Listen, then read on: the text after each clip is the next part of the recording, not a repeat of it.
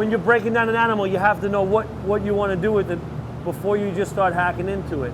So if you didn't want to make a short loin, if you wanted to make a strip loin, you would have peeled that entire fillet off, because the good part of the fillet, the Chateaubriand, it's in the leg.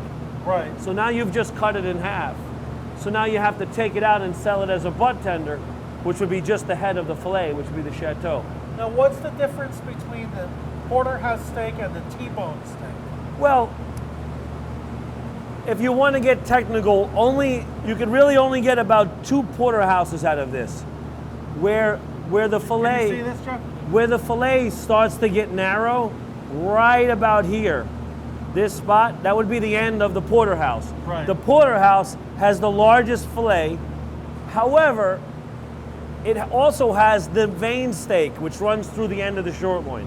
The vein steak, which we just took off because we don't want to send it to a chef, right? So when you get a porterhouse steak, you get the largest piece of vein, but the largest fillet. Let's see that vein there. You can see it right here. The primary muscle is right here. It gets very narrow.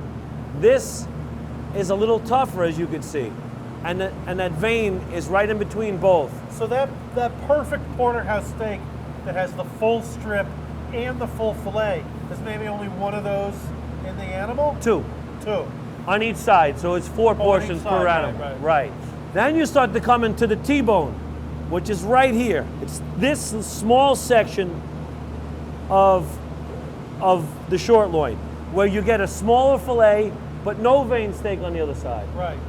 When you come to here, there's no fillet left at all. So you just really take that chine bone off, and you're basically left with the front of a New York strip loin, which is this. Right. So You're this left is with like- this right here. Right. So that's the back of the animal. This is the front of the animal. Correct. This is what, rib 5, I guess? Yes. And the first ribs in front of this is the so-called prime ribs, the Yes, the 109 rib.